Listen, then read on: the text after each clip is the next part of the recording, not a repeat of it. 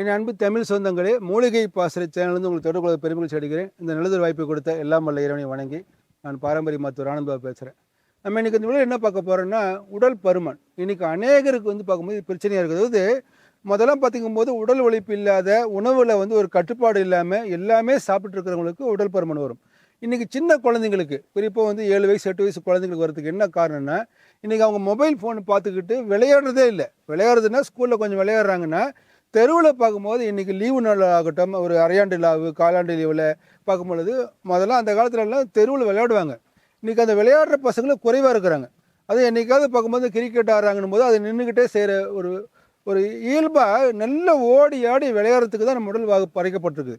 அப்படி ஒருத்தர் ஆக்டிவாக நல்ல உடல் உழைப்பு கொடுத்தாங்கன்னா அவங்களுக்கு பெரிய அளவு நோயை வரன்னு சொல்லி பார்க்குறோம்.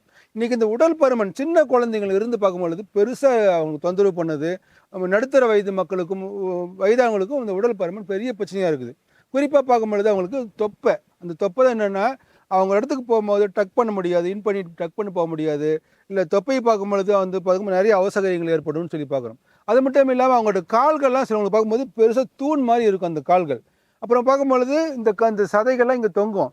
இந்த கை சதைகள்லாம் அப்படியே லூஸாக தொங்குற மாதிரி இருக்கும். அந்தளவுக்கு பார்க்கும்போது இந்த கொழுப்பு உணவு இருக்கும் பொழுது ஒரு நல்ல ஒரு ட்ரெஸ்ஸு போட முடியாது. ஏன்னா ட்ரெஸ்ஸு அப்படிங்கிறது உடைன்றது ஒரு ஃபிட்டாக இருந்தால் தான் அவங்களுக்கு ரொம்ப அழகாகவும் ஒரு பர்ஃபெக்டாகவும் இருக்குன்னு சொல்லி பார்க்குறோம். ஆனால் இந்த உடல் பருமனால் மற்றவங்க மாதிரி ஒரு நல்ல ட்ரெஸ்ஸு போகிறதுக்கு கூட இன்றைக்கி வாய்ப்புகள் குறைவாக இருக்குது. ஒரு படிக்கட்டு ஏறும்போது அதிகமாக மூட்டு தேய்மானம் ஏற்படுது, அந்த மூட்டில் சத்தம் வருது. ஏன்னா அந்த உடல் வெயிட்னால அழுத்தம் ஏற்பட்டு சீக்கிரமாக அவங்களுக்கு முதுகெலும்பில் கம்ப்ரஸர் ஆகிறதுனால மூட்டு எலும்பு தேய்மானம் அதிகமாக இருக்குன்னு சொல்லி பார்க்குறோம். இந்த தொடையில் பெருசாக சதை தொங்குறதுனால என்ன ஆகுன்னா, நடக்கும்போது தொடைகள் உராசும் பொழுது அங்கே அவங்களுக்கு எரிச்சலும் புண்ணு ஏற்படும். ஒரு சினிமா தியேட்டருக்கோ ஒரு கல்யாணத்துக்கு நிகழ்ச்சிக்கு போகும்போது சேரில் உட்கார முடியாது, உட்காந்து அந்த சேர் பிடிச்சிக்கும். அநேகருடைய பார்வையில் பார்க்கும்பொழுது ஒரு கேலிக்குரிய காரியமாகவோ ஒரு கிண்டல் பண்ணக்கூடிய காரியமாக இன்றைக்கி நிறைய இருக்குன்னு சொல்லி பார்க்குறோம். என்னதான் நம்ம உணவு விஷயத்தில் நம்ம கட்டுப்பாடு இருந்தாலும் உடற்பயிற்சி இல்லைன்னாக்கா கண்டிப்பாக உடல் பருமனை குறைக்கவே முடியாது. இன்றைக்கி பார்க்கும்போது நம்மளோட உணவுகளை நியூட்ரிஷன் சொல்லக்கூடிய உயிர் சத்து இருக்குதா, நார் சத்து இருக்குதானா இன்றைக்கி இல்லை. ஏன்னா உணவில் ஒரு அவேர்னஸே இல்லை. ஏதோ வறுத்த பொரிச்சு ஆகிட்டு நல்லா ருசியாக டிவியில் விளம்பரம் காட்டுறது, விளம்பரத்தில் வரக்கூடிய காரியங்கள். இன்றைக்கி பார்க்கும்போது ஃபுட் ரிவ்யூவில் பார்த்துட்டு போய் இரவு நேரத்தில் வேண்டாத கொழுப்பு உணவுகள் நிறைய சாப்பிட்றாங்க.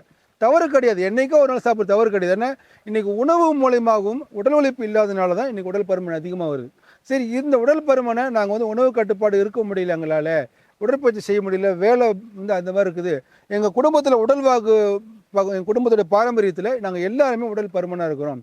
இதை மருந்தில் குணமாக்க முடியுமான்னா நிச்சயமாக முடியும். ஏன்னா இந்த சித்த மருந்து என்ன ஒரு சிறப்பானதுன்னு பார்க்கும்பொழுது உடம்புல இருக்கிற தேவையில்லாத கெட்ட கொழுப்பு தான் கரைக்கும். ஏன்னா நிறைய பேர் சொல்லுவாங்க, சார் இந்த மாதிரி நான் ஒரு பேக்கேஜ் எடுத்துக்கிட்டேன், ஃபுட் சப்ளிமெண்ட் எடுத்துக்கிட்டேன், அது எடுத்ததுக்கப்புறம் உடல் எடை குறைஞ்சதானா ரொம்ப பலகீனமாக இருக்குது, உடம்பு பார்க்கும்போது மூட்டுக்கு வலி ஆகிடுச்சு, டாக்டர்கிட்ட கேட்டாங்கன்னா நீங்கள் எடுத்த மருந்து தான் சொல்லி சொல்கிறாங்க. என்ன காரணம்னா அது உடம்புக்கு நல்ல கொழுப்பையும் சேர்த்து கரைச்சின்னு சொல்லி பார்க்குறோம். ஆனால் நம்ம சொல்கிறக்கூடிய இந்த மருந்துகள் பார்க்கும் பொழுது கொழுப்பு சமனி கஷாயம், இதுக்கு பார்க்கும்போது கொழுப்பு சமனி கஷாயம்.